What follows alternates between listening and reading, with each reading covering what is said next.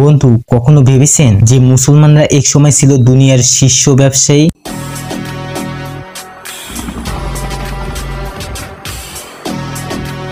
যারা সারা বিশ্বের বাজার দখল করেছিল, আজ তারা কেন ভিক্ষুকের মতো হয়ে গেছে? কেন এক সময় ইউরোপ আমেরিকা আমাদের কাছ থেকে শিখতো আর আজ আমরা তাদের চাকরিতে সন্তুষ্ট? আসলে কি আমরা ব্যবসার মানসিকতা হারিয়ে ফেলেছি, নাকি এর পিছনে অন্য কোনো কারণ রয়েছে? চলুন জেনে আসি।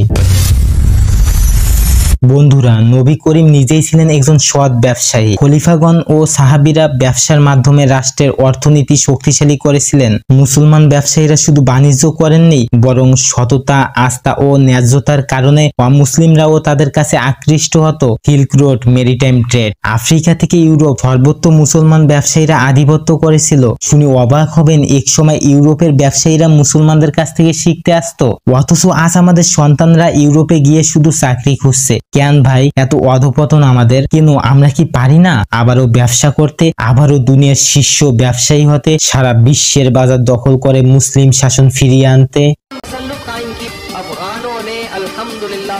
কেন পারবো না? ওরা যদি আমাদের কাছ থেকে শিখে পারে, তাহলে আমরা কেন পারবো না? আসলে অলসতা ও ভোগ বিলাস আমাদের গ্রাস করেছে। মুসলমানরা প্রডিউসার থেকে কনজিউমারে পরিণত হয়েছে, ব্যবসা ছেড়ে চাকরির পেছনে দৌড় শুরু করেছে। এক সময়কার সৃজনশীলতা ও ইনোভেশন হারিয়ে ফেলেছে। মুসলিম দেশগুলো ভিক্ষুকের মতো বিদেশি সাহায্যের দিকে তাকিয়ে থাকে।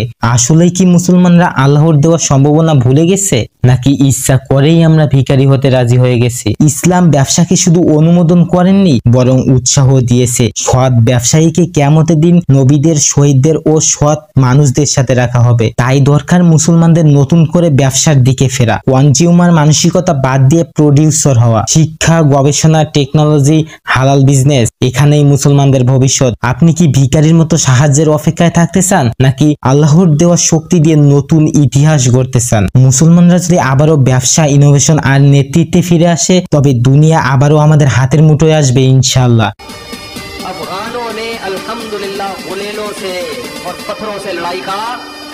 বন্ধুরা, পরিবর্তন শুরু হোক আপনার থেকেই। মনে রাখবেন, ইসলাম অলসতাকে নয়, কাজকে উৎসাহ দেয়। এই ভিডিওটি আপনার বন্ধুদের সাথে শেয়ার করুন, সাবস্ক্রাইব করুন রিয়াজ রিপোর্টস। একসাথে আমরা মুসলমানদের হারানো গৌরব ফিরিয়ে আনবো ইনশাআল্লাহ।